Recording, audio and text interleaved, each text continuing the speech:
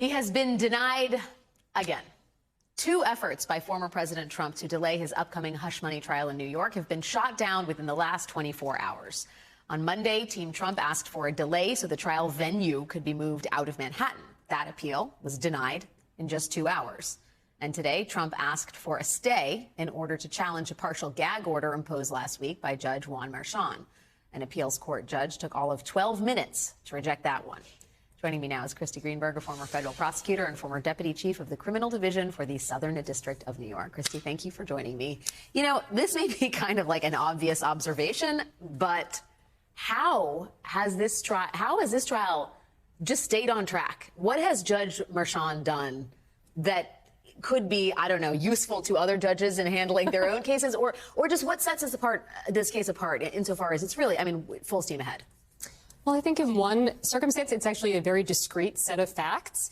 And every motion that comes up, every attempt that Donald Trump's team tries to throw a motion his way, he rules on them very, very quickly. He disposes of them quickly. He doesn't just sit on his hands like we've seen in Florida, right? Like in New York, he is moving things along. And it's easy because so many of these motions are frivolous. When you have a frivolous motion, it should be that much easier to dispose of it. But it's not just Merchan, too. The appeals court judge dismisses this thing in 12 minutes, right? There seems to be a uniform New York judicial stance that, like, Trump's attempts here are bogus, and it is widely accepted that they are bogus. Right. And, I mean, this should take 12 minutes, right? This is, oh, he has a First Amendment right to attack the family members of the court and of the district attorney. I mean, that's such a laughable argument. You should be laughed out of court if you're going to get up and make that argument. I mean, having said that, there are some legitimate areas of tension between the prosecution and the defense. One of them is around a subpoena that the defense, Trump's team, would like to serve to Mark Pomerantz.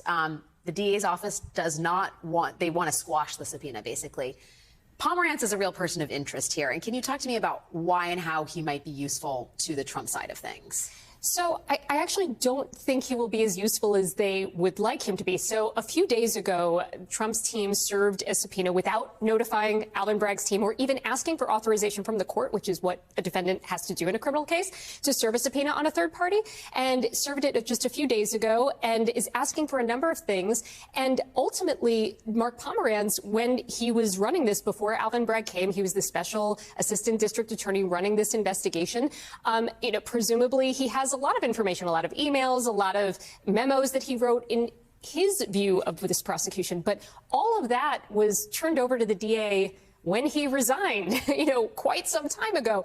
And as the DA points out in their papers, look, we've talked to him. We've said, do you have anything on your personal devices? Do you have anything still that we don't already have? And in their opposition to this subpoena, they lay out, look, here are all the efforts we made to get things from him. Here's his affirmation saying he gave us everything, and there's nothing that he has that you don't already have. So, again, I think this subpoena is not going anywhere for the Trump team. Yes. You talked about the jury. Jury questionnaires went out today. There are no questions about, who people voted for in the 2020 election, but there are questions about news media consumption. Yes, MSNBC is on the questionnaire, and whether or not they consider themselves supporters of or have belonged to the QAnon movement or Antifa.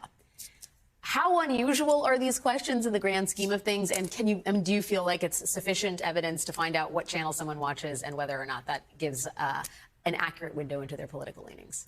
So those questions about where you consume your news media are pretty standard in any criminal trial. Any trial I had, we asked those kinds of questions.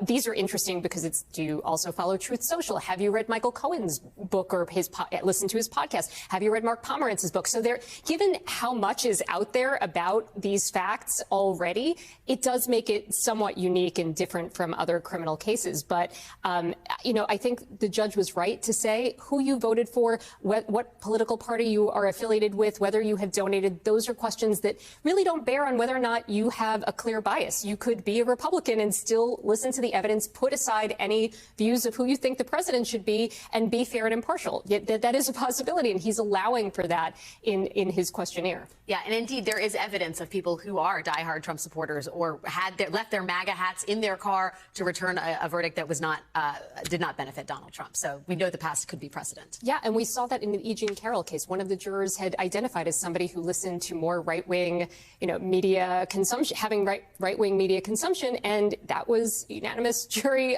verdict in E. Jean Carroll's favor. So it is possible. Hey everyone, MSNBC has a new and improved app. You'll get real-time alerts and analysis, live blogs, in-depth essays, video